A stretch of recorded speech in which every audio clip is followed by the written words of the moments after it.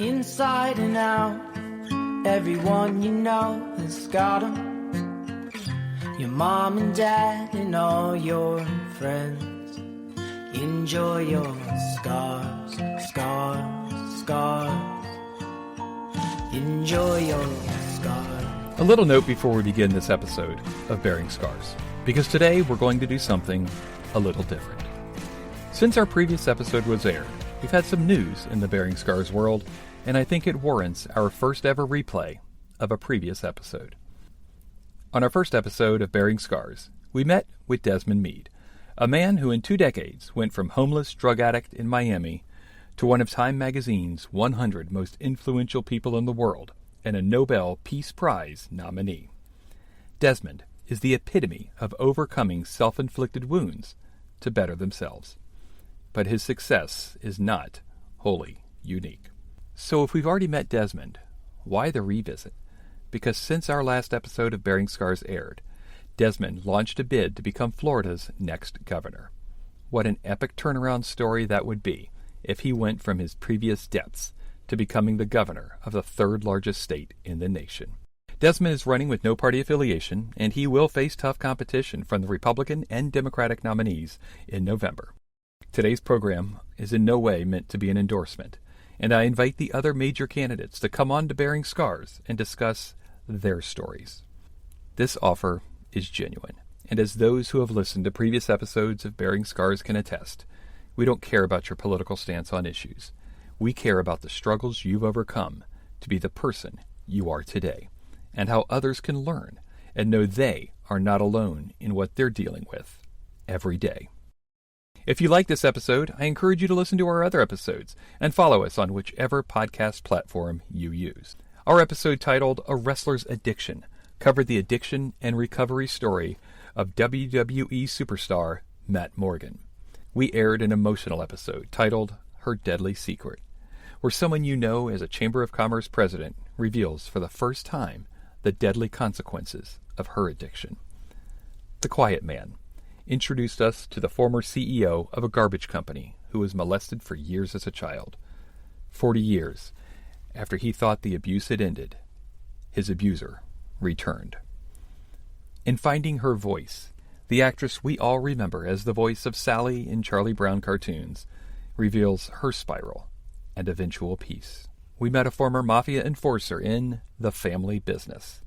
The New Englander's life had predictable consequences, including prison, being shot in the back of the head, and an amazing transformation. We went to the heartland of America for a chilling episode titled Soccer Mom, Dealer, to meet an Idaho mother whose own addiction inadvertently caused her to become a drug dealer to, of all people, her own son. If you've seen the Amazon Prime documentary, Rom-Con, Who the F is Jason Porter, you already know some of the story of the featured victim. But what our episode of Bearing Scars with Heather Rovette revealed were secrets even her mother didn't know until it aired.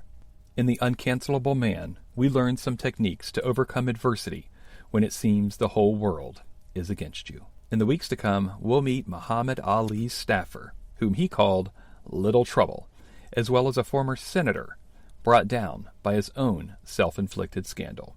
We've established a level of trust with our guests and our listeners, and I think you'll find these real-life stories inspiring. Please follow our show to continue listening and rate us on your podcast platform of choice.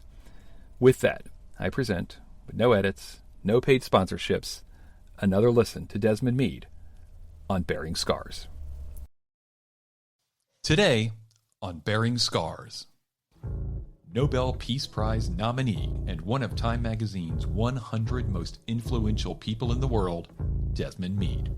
That day in August, I stood in front of those tracks and I waited for some time for a train to come. And I was ready to end my life. Desmond discusses his journey from drug addiction, court-martial, prison, and homelessness.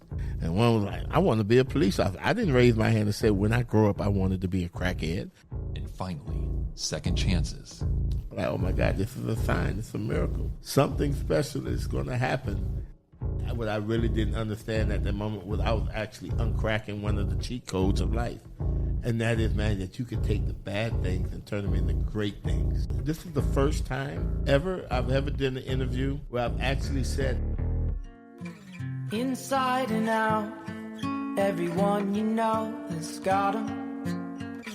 Your mom and dad and all your friends. Enjoy your scars, scars, scars. Enjoy your scars. Welcome to the premiere of Bearing Scars. I'm your host, Michael Ertel. Bearing Scars is more than a podcast. We're having raw discussions with those who have gone from prison to prominence, from debilitating addiction to public adoration, from youthful indiscretion to business dominance, and from career-ending scandal to a redefining of their life's work. But those leaders are not alone. We all bear scars from our own huge mistakes. In this series, I won't be shy about exposing my own self-inflicted scars, from my private shame of being a homeless high school dropout to my very public last day as Florida's 34th Secretary of State. I too will discuss my scars, but that's for a later episode. Today, we're meeting our first guest. When the concept of bearing scars was coming to fruition, I always had one person in mind to be this first guest, and what a guest we have. You may not have heard of Desmond Meade, but after today, you will have met a Nobel Peace Prize nominee, one of Time magazine's 100 most influential people in the world, and who, as president and executive director of the Florida Rights Restoration Coalition, was the architect of a constitutional amendment to create a clear pathway for the restoration of voting rights for more than 1.4 million people. But just 20 years ago, Desmond Meade was on a different pathway, being another statistic. He was a drug addict, had been court-martialed out of the Army, had spent time behind bars, and found himself homeless, wandering the streets, and was in the depths of despair. His despair led him to make a choice one late evening in 2005. He was going to end it all, or begin it all again. Today we'll hear the story of a man I have known and respected for more than a decade. Today, we meet Desmond Meade. Desmond Meade, welcome to Bearing Scars. hey, Mike, what's up? How you doing? This is a great day because you are our first guest. And you're our first, wow. I know, you're our first guest for a reason, because when we were coming up with the concept of Bearing Scars, the one person that came in mind was Desmond Meade. Oh. Well, I don't know if this means you set the bar high or you set it low. All I'm saying is every single guest from here on in is using you as their barometer for greatness. They're going to have to bring it then. They are going to have to bring it. This first episode is going to be the bomb. It is going to be the bomb diggity, as the kids nowadays say, which I don't think they say anymore. They don't.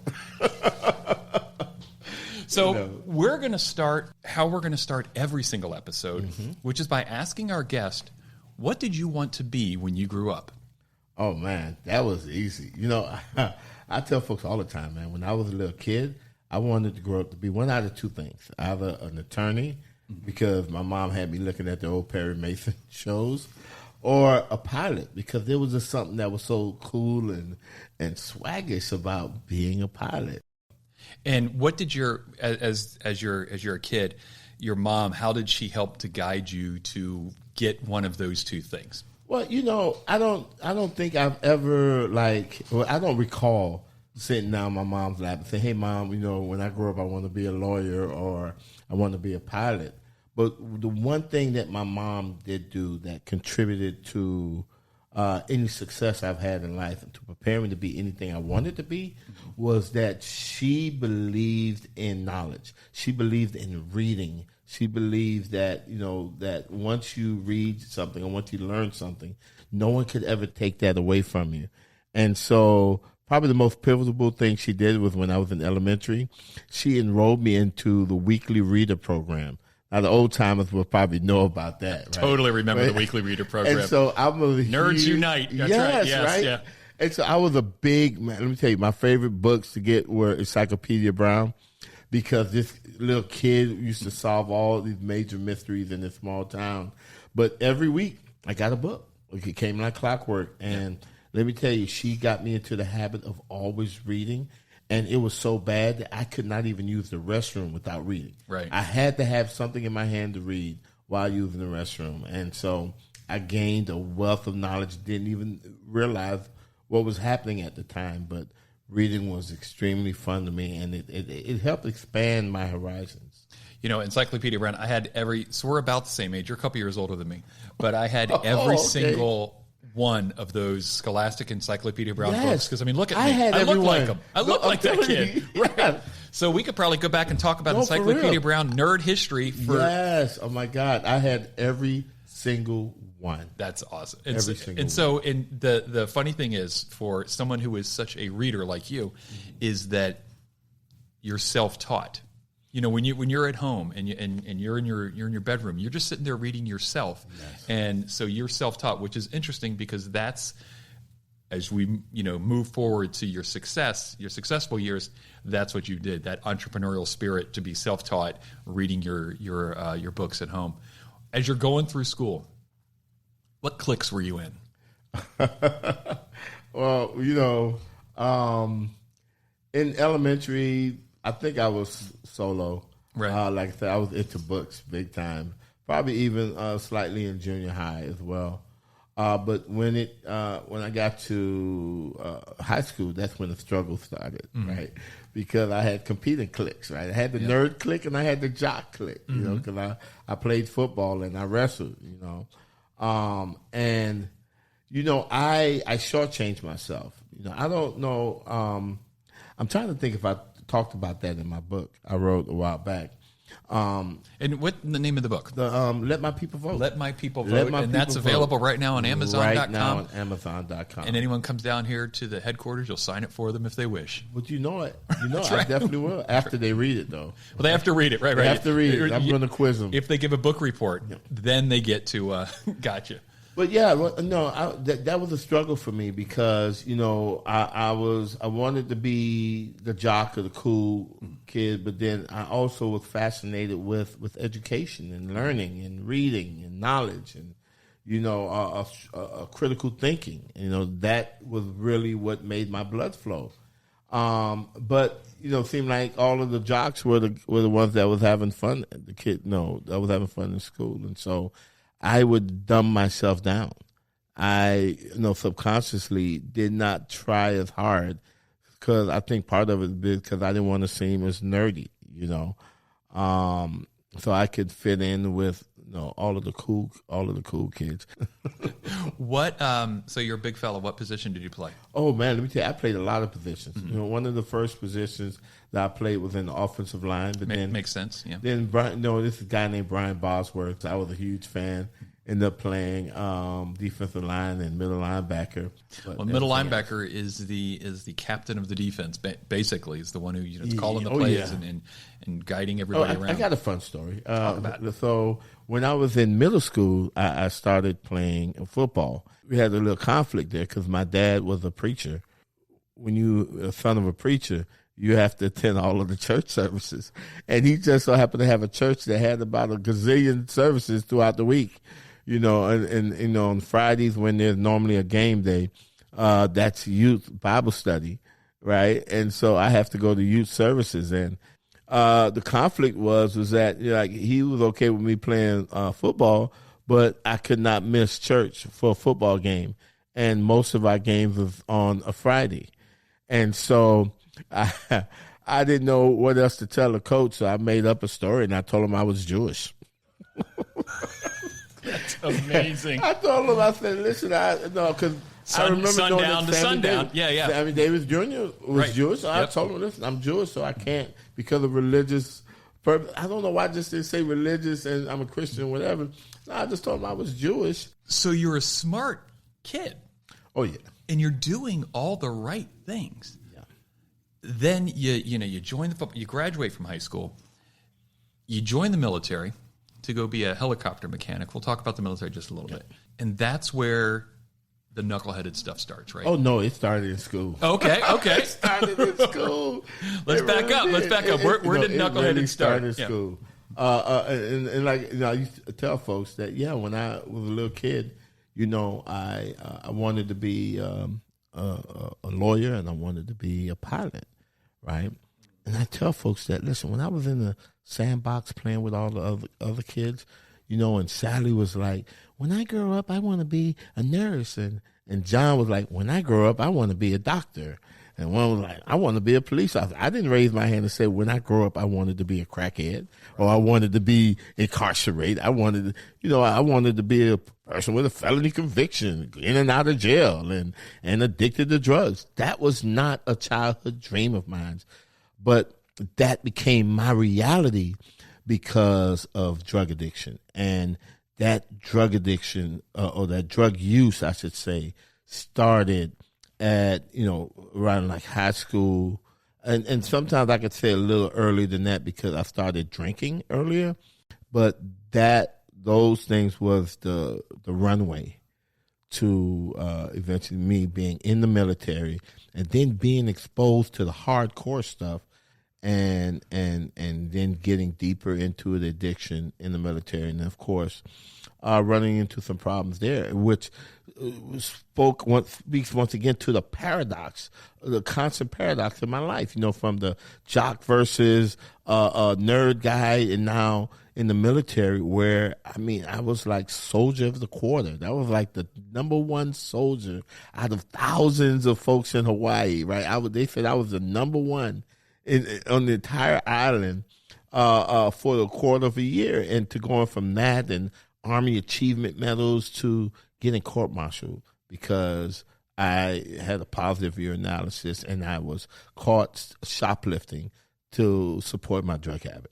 That's the thing. Military promotes drinking. A lot of folks don't realize that. Like, we used to have mandatory formations at the beer tree, right? And all of the warrant officers had to buy kegs of beer, and we had to assemble there, and then we were dismissed to take the rest of the day off. But they put the beer in front of us, and what do you expect? We're going to drink. And so, in aviation, the warrant officers are the pilots, and so they're the ones that, and you're one of the mechanics. So they're basically it's the equivalent of a quarterback buying his offensive line a bunch of drinks to help out. Thank you so much for helping me make this flight a success. Let's hang out together. Yep. Once again, it's fun. You're socializing with each other, but we all have our bottoms, or we all have that moment when we could stop and think, well, maybe I might have a problem, and maybe I need to do something about it.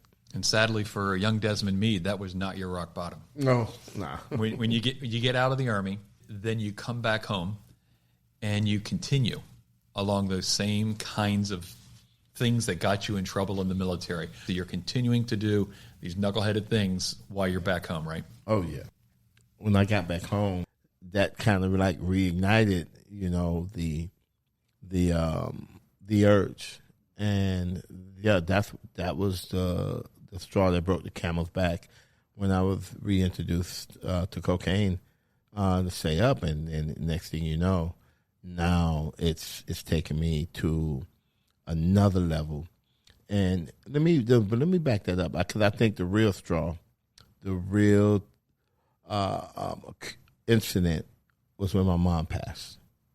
And that's why I had nothing else left after that. And so I could dive right into anything, it was crazy because I've always been a mama's boy. And I used to pray. I really used to pray that God would let me die before my mother, because I don't think that I could handle her passing. I loved her that much, and that didn't happen. And when she passed away, I was angry at God, and I really missed my mom, the whole 9 yards, and I just let everything go. And it was around 6 months after that. A little bit more than 6 months. Yeah, within 6 months, I destroyed her legacy, and about a little over a year after she passed away was that's when it just started going haywire. When you said you feel like you destroyed her legacy, what do you mean by that? Well, listen, what do we want? Everyday citizens here, man. We want to be able to leave something for our kids. We want to be able to buy a home, right, and build memories in that home for our children, and have that home passed down to them, and then they could pass it down to their children. and that we could live comfortably. And my mother, she struggled. She worked as a waitress and as a housekeeper. And she drove herself or worked herself to the ground, to the grave, so I could have a roof over my head, so I could have clothes on my back and food in my stomach. And after she passed away, the house that she worked so hard for, I lost in 6 months, and I totally destroyed it. I ripped out all of the wiring. I ripped out any kind of thing that I can sell. In my book, I wrote about how the back wall of my mom's house was a bunch of jealous windows, right? And they were all aluminum. You can sell it, and I just totally dismantled the whole thing to where I didn't have a back wall anymore in my mom's house. So now it looked like the house was a stage, and the outside was where the audience sat. And so I guess in a sense I was a rock star because I did it for crack cocaine. But I remember that and selling whatever I could out of the house to where it just became a shell of what she had built. And what was supposed to be part of her legacy that was passed down to me and then her grandchildren. And I totally destroyed that because of drug addiction. But then you woke up. You were homeless. Yep. And as you're homeless, you're checking in, and you decide in August of 2005, this has to change. You hit rock bottom. Was it August 2005? Well, August of 2005 is when I hit rock bottom. I think it took a couple of months after that for me to actually get to that level. I wasn't there yet. All I know was that day in August, I stood in front of those tracks and I waited for some time for a train to come. And I was ready to end my life. I knew that, I totally destroyed my mom's legacy. I know she didn't raise me. I was raised in a Christian family. I wasn't raised to be in the position I was that day. And but there I was. I'll tell you an interesting story about the night before, or I should say the day before. The day before that, I was trying to finagle one of my friends out of some money so I can buy some drugs, and he did an old New Testament line on me. He was like, I don't have any money, but something I have is a little bit better. And he was like, I need you to go and find this lady of God that I know at this particular church and have her pray for you. And when he told me that, something inside me, my spirit quickened. And I was like, okay, that's what I'm going to do. And I had maybe some spare change in my pocket and not enough to get there and back. Not even enough to get there, but enough to get me most of the way there, and then I have to walk maybe a mile or so. And it was the last I had, and I actually spent it on bus fare to go see this lady. And then when I was walking up to the church, maybe a block or two away, it dawned on me. It's like, knucklehead, you're in the middle of the week. How many churches are open in the middle of the week? This is not Sunday. Right. And so you just spent your last money on a wild goose chase. Right, I started panicking, and I kept walking. And as I walked, I seen the church was open. I'm like, oh my God, this is a sign. It's a miracle. Something special is going to happen because this is a miracle. And I remember going in. Church had just started. I walked in at the beginning, sat in the back, sat through the whole service, rekindled some old spirits in me because, like I said, I'm a preacher's kid. And at the end of the service, I remember approaching this lady and said, listen, I am a drug addict, I'm homeless, but I'm not coming to you for money, food, or clothes. A friend of mine has told me that if I can get you to pray for me, my life will change. Will you please pray for me? That was the line. She put her arms around me and pointed at another guy and said, you see that guy over there? I was like, yes, ma'am. She said, go to him and make an appointment for tomorrow. And in my head, I'm screaming. I'm like, woman, don't you realize I just spent my last to come here? And that all I'm asking is you to get like the olive oil, whatever this stuff is, and put the cross on my forehead and put your hands on me and just pray for me. Why do I have to set an appointment for the following day? I don't have a place to live. Where am I going to be tonight? Where am I going to sleep tonight? it was just so many things that was going through my head. And so I left her, but I never went to the guy. I walked out of the church, and as I was walking out, what I said to myself was, man, even God has turned his back on me.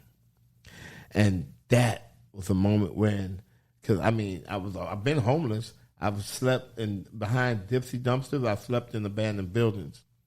But one thing I never did was sleep out in public, because I didn't want an old high school friend or family member to drive by and see me, sleeping on the sidewalk or whatever. That night was the first night I just didn't care anymore, and I slept on a bus bench in one of the busiest thoroughfares in Dade County, Florida. I remember saying, that's it. No, God don't even want to have anything to do with me. When I woke up the next morning, I said, I'm going to give it another shot, and I went to a drug treatment facility. And ironically, and I'm thinking I'm getting in to get help, but part of their process, in order to get into the program, you have to take a urinalysis. And so they come back and say, you have cocaine in your system. We can't accept you, which baffles me to this day. Right. Like, if you are a drug treatment program for people that's addicted to drugs, how do you expect them to stay clean long enough to give you a negative urinalysis? Because if I could stay clean enough to give you a clean urine, that means that maybe I'm not addicted to drugs. Right. The fact that I can't stay clean is telling you that I need help, and they actually rejected me. And when that rejection happened, that I was walking to another place and railroad tracks. As I was approaching the railroad tracks, I remember this newspaper article I read maybe like a couple of weeks prior that talked about a guy committing suicide by train. And I became fixated with that. And when I finally got to the tracks, I couldn't cross. Mm-hmm. I just stopped. What stopped you? Just thoughts. I'm like, I couldn't cross those tracks. I'm like, I'm there and I'm waiting on this train. And while I'm waiting on this train, because I'm ready. Like, what else do I have? There's no light at the end of the tunnel, right? When God turns his back on you, when a drug treatment facility tells you that you're too much of an addict to be admitted into their program, like, what else do I have left? But turns out Desmond Meade had a lot more left. He had drive, he had ambition, and he knew what he wanted to be when he grew up. When we return, we're going to go through Desmond's rebound story and how he became the man, and I mean that truly, the man that he is today. We'll be right back. When a person calls 988, they're connected to a crisis counselor. A caller can expect to talk about coping skills, talk about resources, and ways to move forward beyond the call. They can call us, they can chat, they can text, and when they come out on the other side, they're feeling better. Call or text 988 or chat 988lifeline.org. Enjoy your scars, scars, scars. Enjoy your scars. Welcome back to Bearing Scars. Today we're with Desmond Meade. You may know him as one of Time's 100 most influential people in the world, but what you may not know is the path that he took in order to become the man that he is today. We've already talked about how he reached his rock bottom. Now we're going to talk about how he elevated himself, rebounded from where he was to where he is today, one of the most respected men in the entire world. Let's talk a little bit, Desmond, about when you decided to go into the homeless shelter and go to school from within the homeless shelter and the drug rehabilitation facility, because you initially were rejected from one drug rehab because you were too addicted. You were too addicted. Yeah, isn't that something? So tell me, what was that one point that made you cross the path and cross the line into, all right, let's get Desmond back into gear? Well, first and foremost, let me just tell you, the train never came. Right. All right, so I don't know what I would have done. But eventually, I guess I got tired of waiting, and then you just move on. And so after I crossed the tracks, it just so happened that there was this a facility 2 blocks further, and I was able.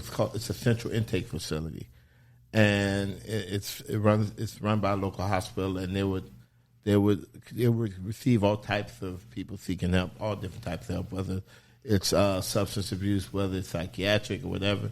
And they serve as a clearinghouse, and they would do an assessment and then try to place people in appropriate institutions. And so I was actually able to get placed into a drug treatment program, in-house treatment program, that lasted about 4 months.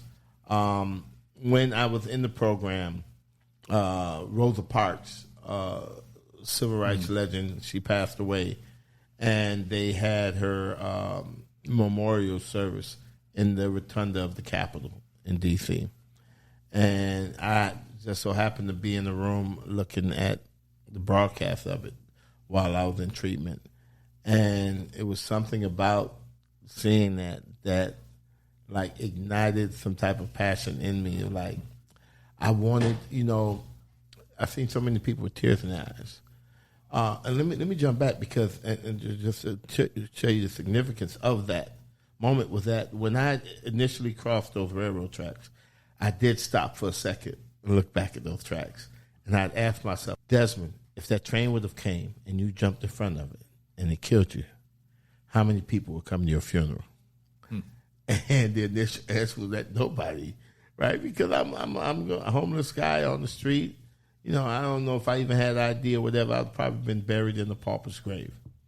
And so I was like, well, I don't like that. So I'm going to change the scenario. And I created a scenario of, okay, you killed by the train, but the Miami Herald, which is a local paper, have your picture on the front page, top of the fold, Desmond killed by train. Now, how many people would come? And I thought long and hard, and I only came up with 4 people. And out of those 4, maybe 2 would have shed a tear. And that was a very humbling thought.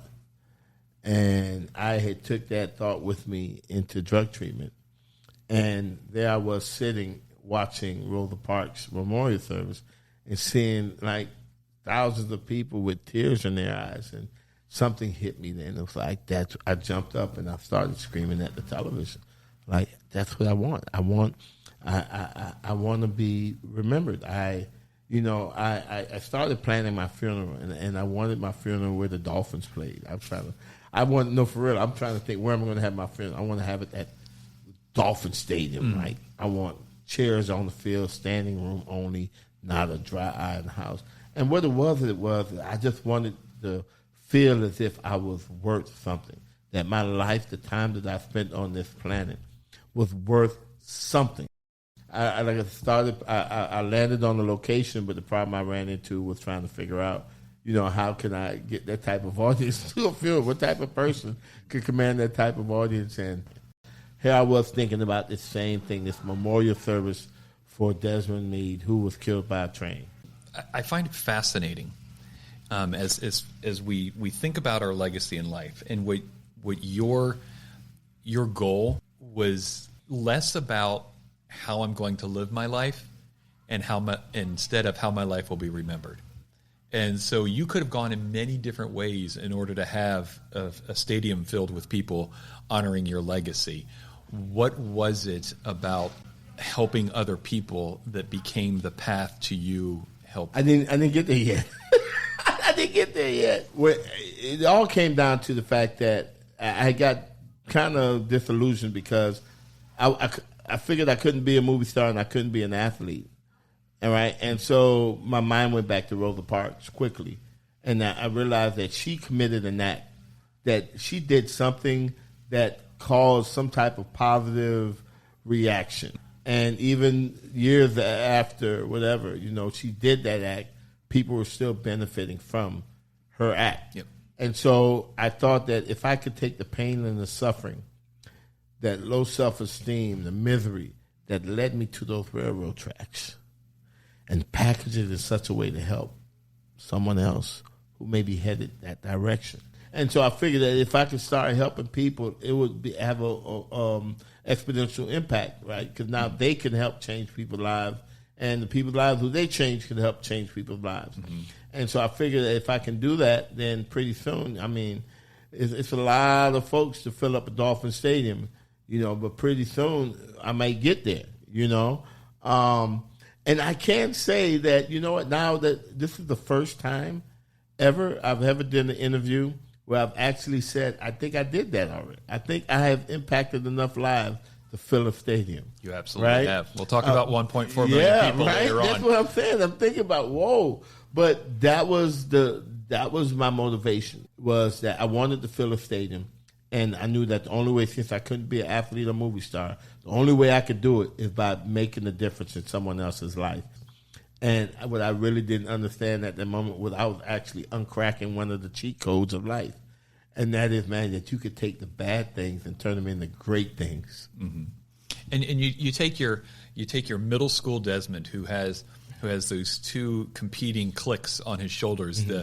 the nerd clique and the let's do stupid stuff clique. Mm-hmm. And you kicked that let's do stupid stuff clique off, and you went back to your nerd clique because you went to college. You went to college. Yeah, and so how'd you get into college? What was the process of you getting into college and deciding that, you know what, I want to do this to... I used to drive, let me tell you, when I was living in the homeless shelter, I used to go by the local colleges every day and just like be jealous of all of the students that are going back and forth to class. And you know, I would always go to the library, sometimes the law library, and, you know, get on the computers and do some reading, whatever. And I decided, you know what, let me check out the college library. And when I found out that I could actually get into the library and use their computers, oh, man. And I'm looking around, and I was like, you know what? Let me give this a shot, because I really didn't think that I could actually go to college. And you're in your late 30s at this point. I'm in my 30s, You're in your mid to late 30s. You're homeless. You still have some drugs in your system potentially, even if it's after a while. And you're saying, I can do this. If there's anybody listening here today, mm-hmm. and this is your trigger point, your spark, what was it that if someone's listening and says, I can't do this because this is in the way, or that's in the way, or that's in the way, can you imagine somebody in any more vulnerable situation than being homeless, mid to late 30s, addicted to drugs, crack cocaine, terrible resume. Yep.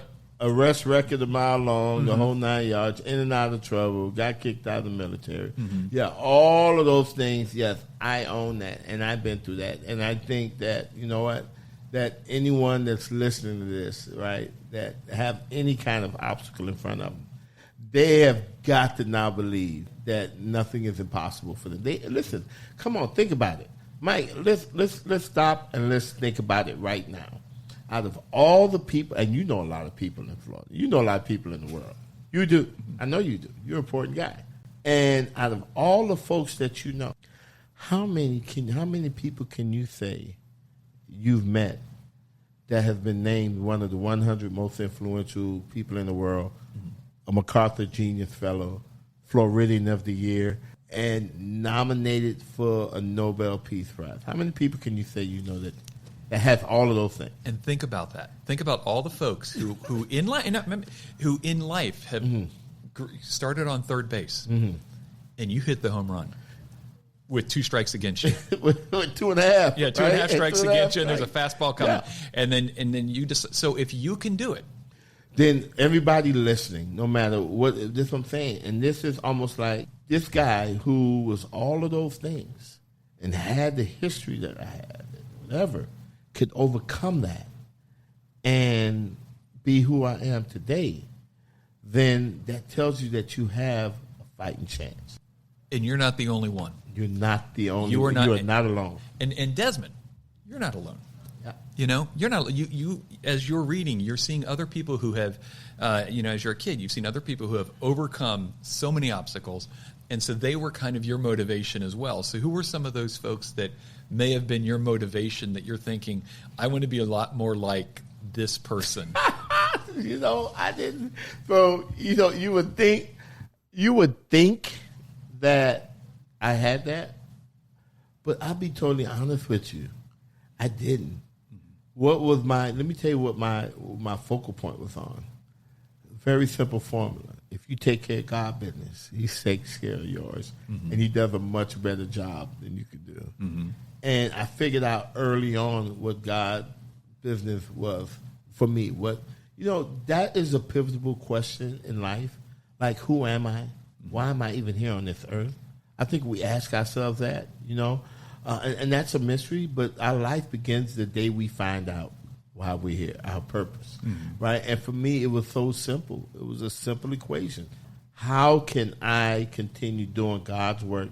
Or how could I do things every day to make the world a better place? Now, let me tell you, when I was in drug treatment, I would get on my knees and I would do what they call now, what I now know as the Solomon's Prayer, where I prayed for my enemies, right? And I prayed that they got to experience the love and protection that I've experienced from my higher power, who I choose to call God. And then I prayed for my family so that they'll be safe. And then I prayed for the wisdom. I prayed for the knowledge and the discernment to continue to do God's work. And I tell folks today, I would be in a room full of strangers, and I could tell them, I said, listen, when I was on my knees praying, I was praying for you because I love you. And you may find that strange because how could I say I love someone who I never met? It was because my experiences that led me to the railroad tracks have developed in me a profound understanding and respect for our shared humanity. The ultimate cheat code for love is wanting for your neighbor what you want for yourself. And that was my inspiration. That was my focus. That was what drove me. Yeah. And so you're at Miami-Dade College. You graduate. And not only do you graduate pretty high honors, right? Yeah. How high honors? Yeah. Like real high. Yeah. Real high. And then from there you decide, I'm 5-year-old Desmond. I'm going to go get a law degree. Yeah. And let me tell you, it started with after I got my associates, I was like, you know what? Let me pursue a bachelor's now. And so I decided to say, you know what? Let me get public safety management with a concentration in criminal justice. Because I figured I had a lot of experience getting arrested and appearing before judges and going to prison. That's going to help me succeed in the classroom. You know what? It did. It did. And once again, highest honors. And then the professors was like, hey, law school. And I was like, wow. And I said, you know what? Because I want to help people. And I figured the best way to help people to have a thorough, because nothing is more intertwined in our lives than law. Law is in every aspect of it. And the better understanding I had of law, the more I'm able to help folks. And so I thought, okay, well, let me apply to law school. And then, did you graduate? Yeah. And I made the dean's list. And you made And I made the dean's list. But more importantly, to your life, during that time frame, during the 2010 to 2013, 14 time frame, you met somebody. Tell me about Sheena. Oh, wow. I didn't know you were going there that quick. Man, let me tell you, he put this young lady in my life, man, that is just so amazing. And I tell folks that's probably the smartest thing I ever did was quickly recognize, who she was, and that was God's gift to me. How'd you meet? She in Tallahassee. I was going up there trying to recruit a keynote speaker for a conference I was trying to put on, and someone came and went to introduce me to one of their leaders, and my wife happened to be next to her. And when I seen my wife, I was like, I think I was supposed to come and meet you. And it wasn't a pickup line. It was just something just came over me and said, this is the person that you needed to meet. That you came, and I had no clue whatsoever. But quickly identified her as, like I said, I recognized her as God's gift to me. And I met her in February. Our initial date was on Valentine's Day. Smart, very smart. In June of that same year, I proposed to her on her birthday.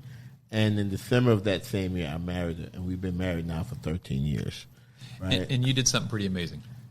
She had a couple kids, more than a couple kids. And you adopted them. Oh, yeah. All 5. They're my kids. Yeah, they're my your kids. They're my kids.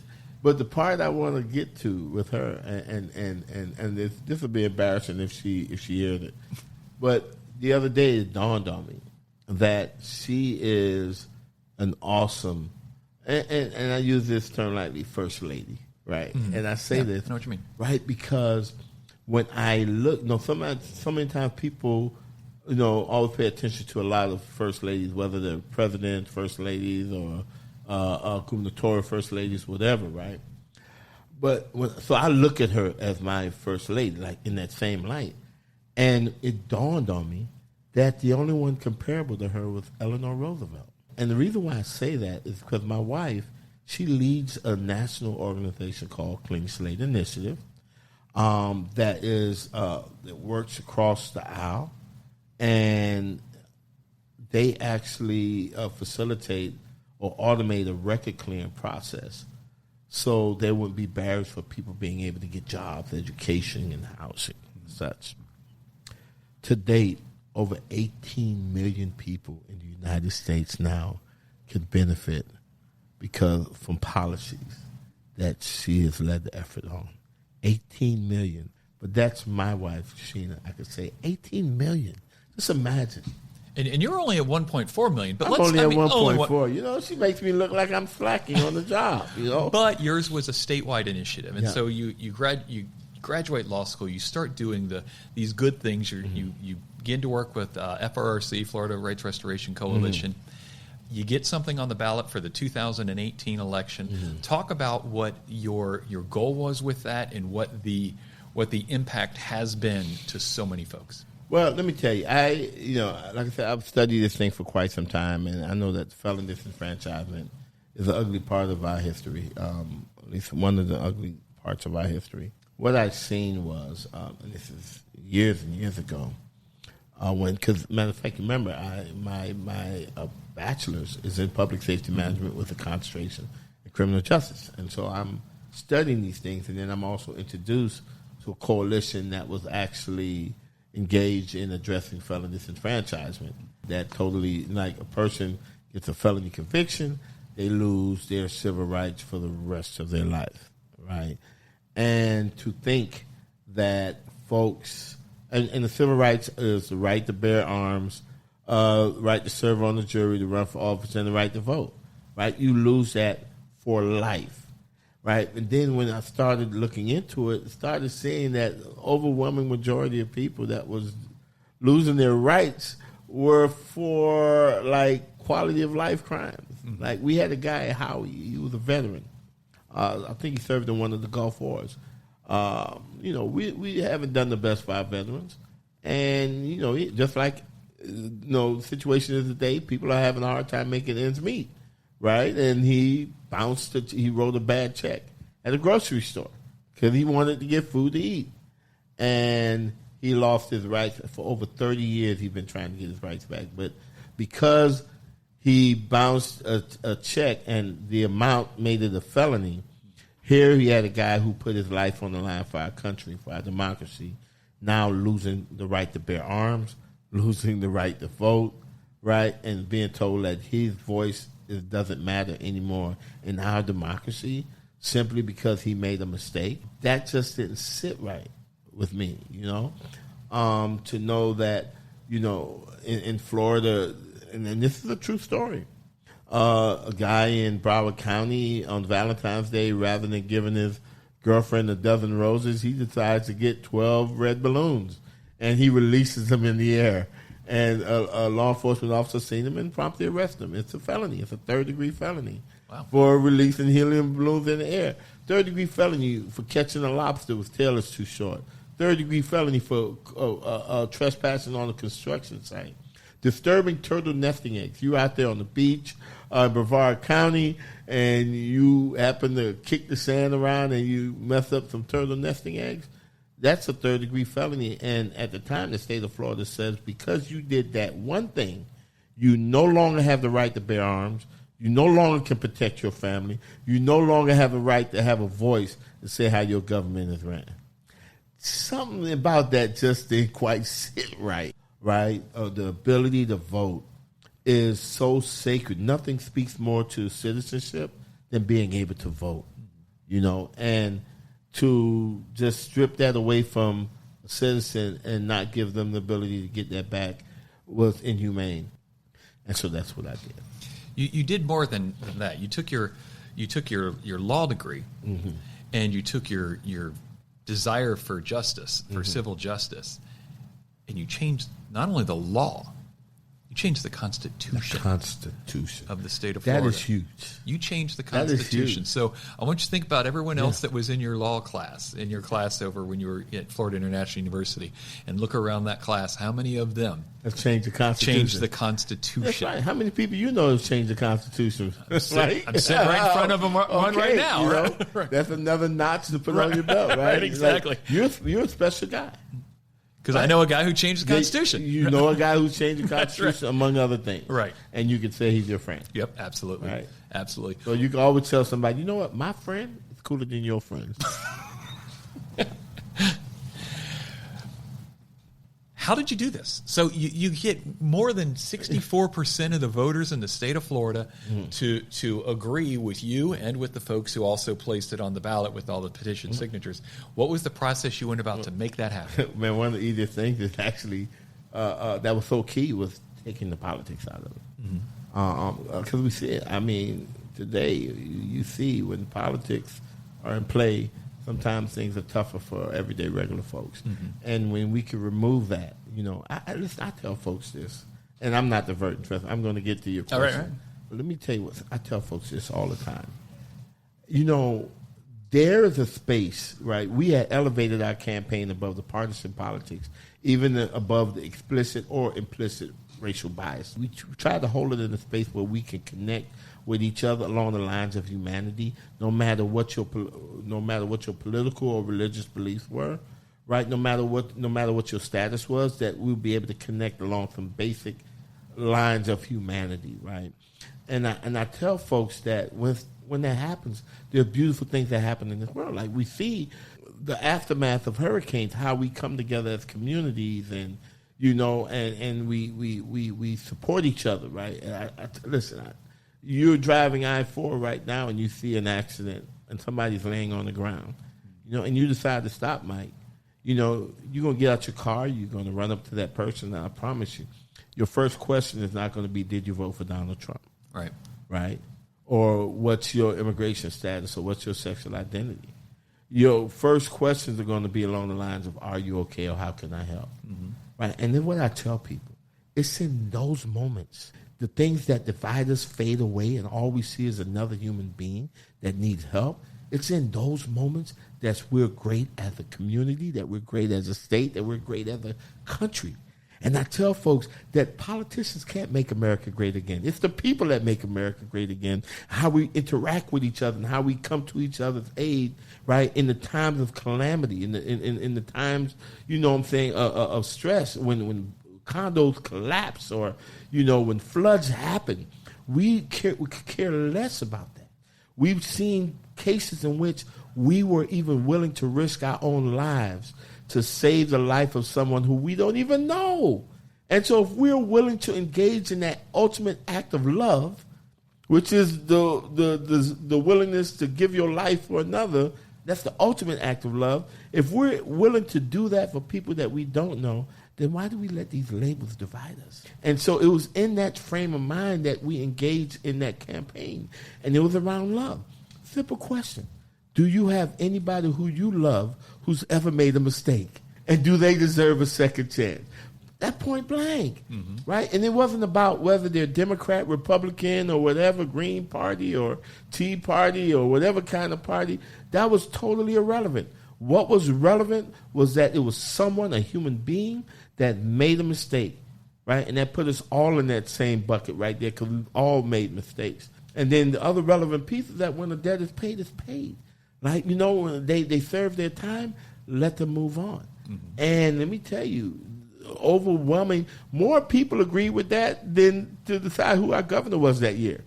We had over 5.1 million people say yes to Amendment 4, say yes to second chances. And that was primarily because it was about people who we loved and whether or not they deserved an opportunity to be a part of our society.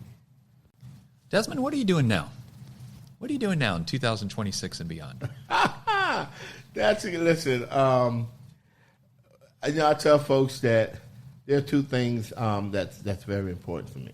One is fulfilling the promise of Amendment 4, right? And when the people of Florida spoke, we were committed in saying that every one of the 1.4 million people that should have benefited from Amendment 4 will one day be able to do so. When we passed Amendment 4, a Florida legislature defined completion of sentence to include the payment of outstanding legal financial obligations. And so we've been working in various ways to help folks through that process. Because we believe that, when it comes to participating in the greatest act of citizenship, which is voting, I don't think no one should be forced to choose between putting food on their table and being able to vote. You have veterans who are senior citizens. They're on a fixed income. Are they going to be able to pay the $2,000 that they owed from 30 years ago?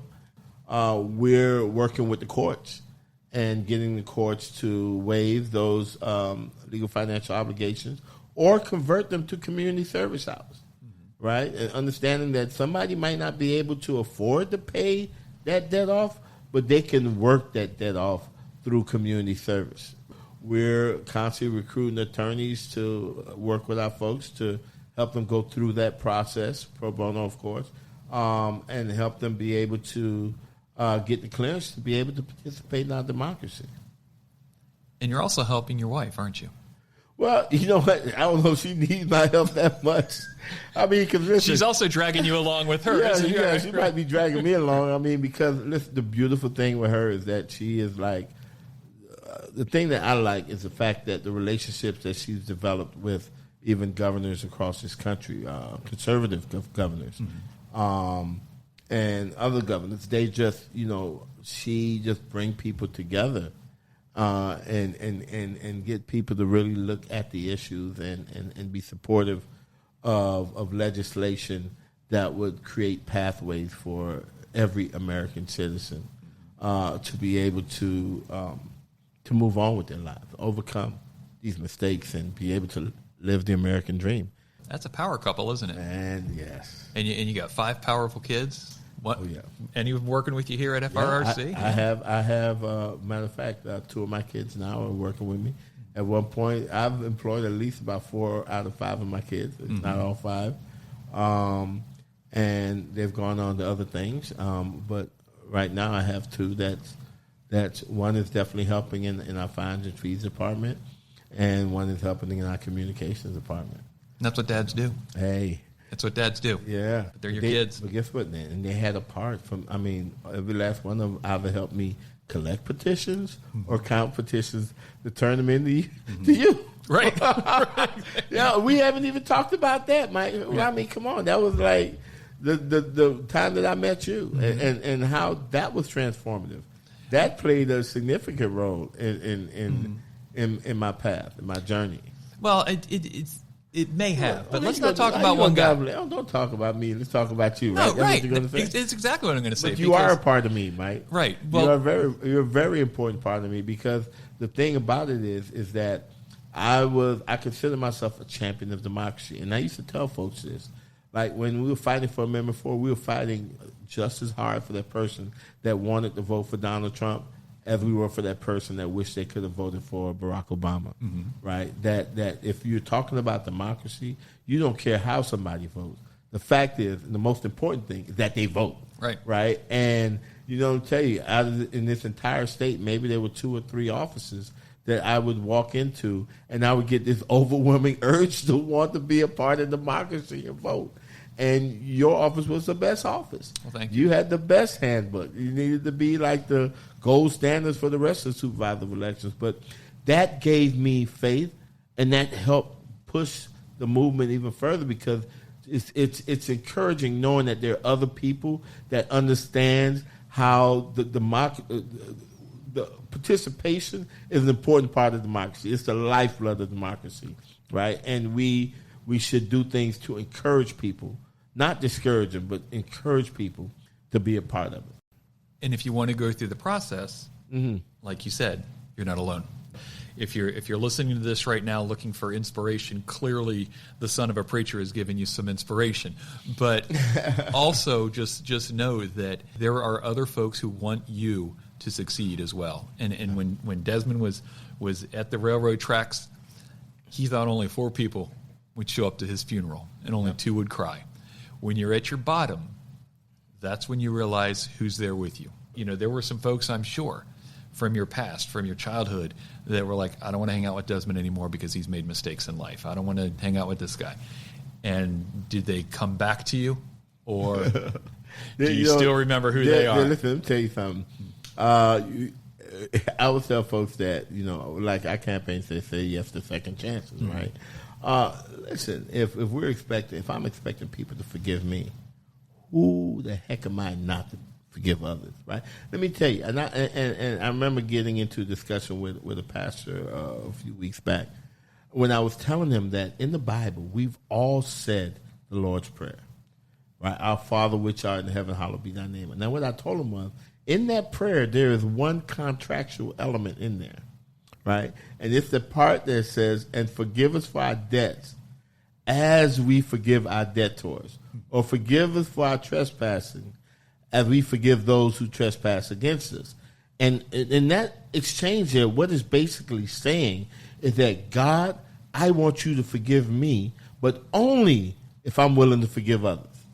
Who am I not to believe in second chances for the person that has transgressed against me? You've talked a lot today about your faith. Oh, yes. And one of the things that we're going to ask every single one of our guests is what your 3 resilience routines are. Things that when times are down and you're not feeling good about yourself, calm you down if you're not in a good way. And I'm assuming faith is one of yours? Yeah, most definitely. Faith is one of it. And then, of course, I got my wife that is always there if I'm ever down, I remember she gave an interview one time and she said one of the tricks to our relationship was the fact that we never wanted to quit on the same day. Mm-hmm. And so there were times when I would get weary, she was there to pick me up and quicken my spirit. And then the universe aligns itself. But at the core of it is a belief that we have this song in African American churches about the words are, I don't feel no ways tired, come too far from where I started from.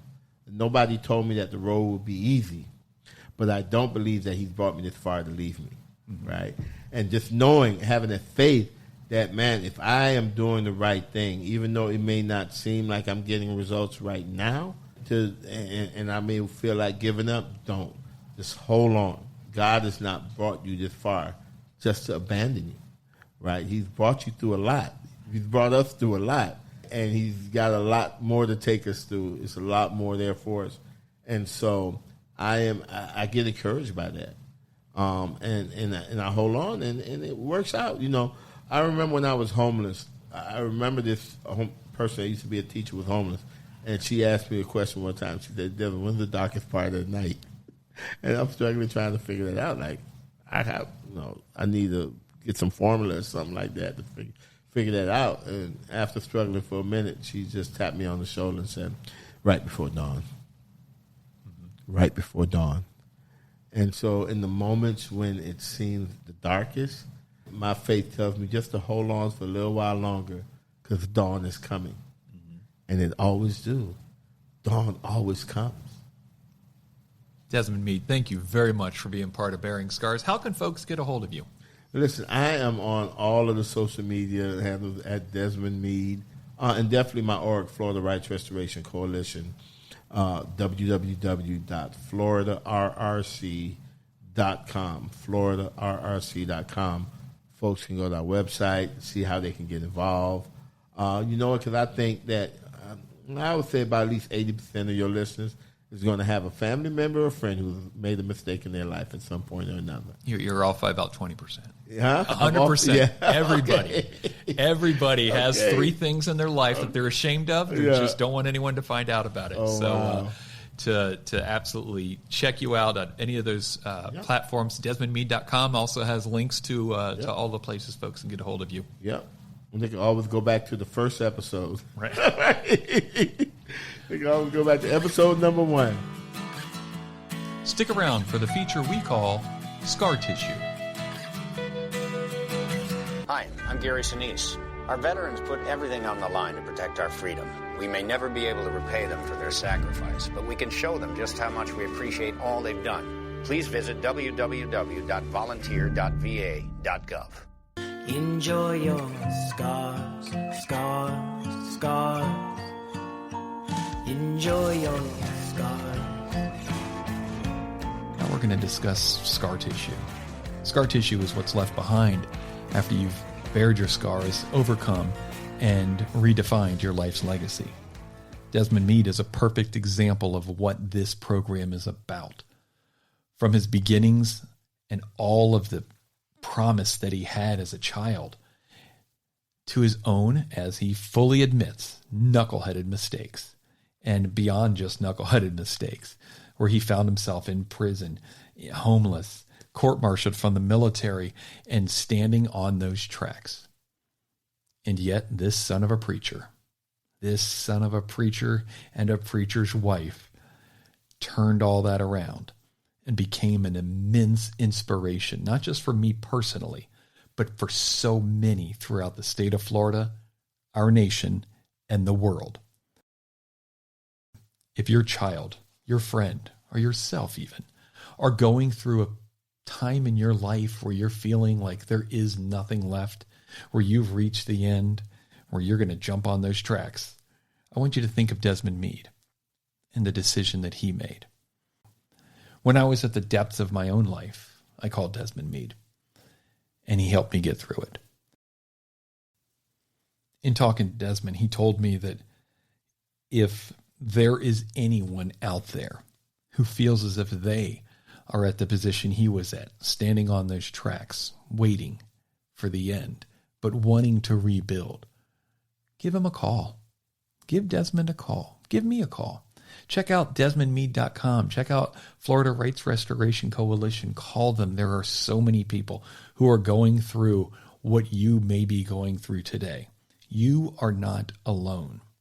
We've all got this scar tissue. We're all bearing scars. And those on this program are here to help you get through it.